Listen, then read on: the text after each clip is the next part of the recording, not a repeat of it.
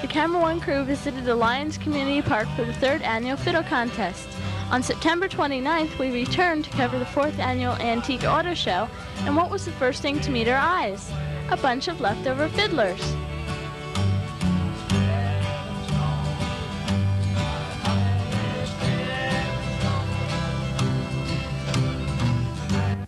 "222 cars were at the show.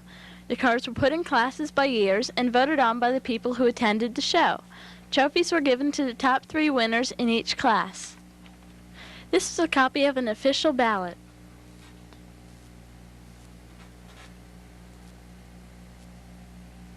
And these, of course, are the trophies. There were many fascinating cars at the show, including these. This is a 1957 Chevrolet Bel Air coupe owned by George Bride of Kutztown. He calls the car the White Dragon and bought it in this condition. He then modified it on his own to look like this.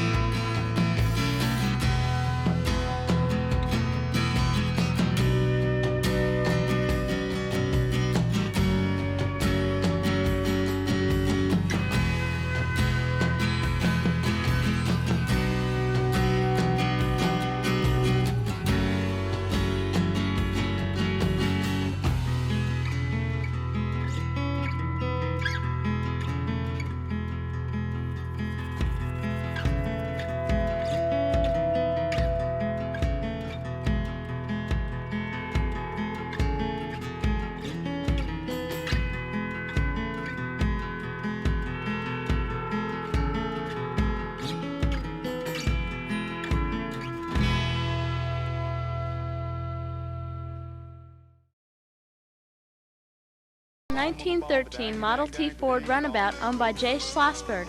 It won the prize for the oldest car.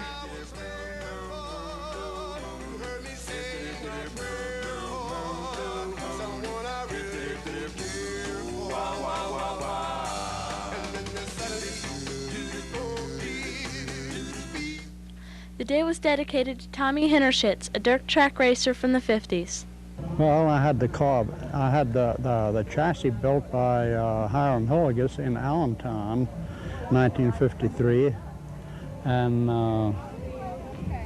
I drove this car until I sold it to a fellow in Cleveland, Ohio, by the name of Herb Swan.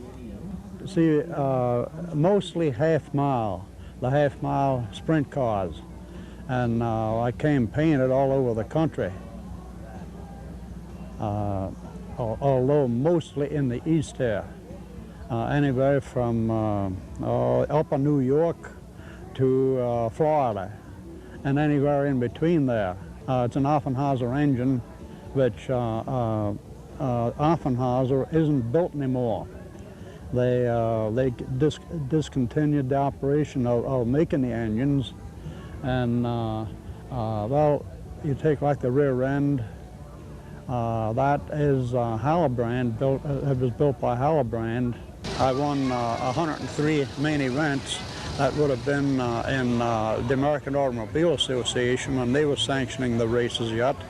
And then when they went out of the sanctioning, by then USAC was, that's how USAC got started.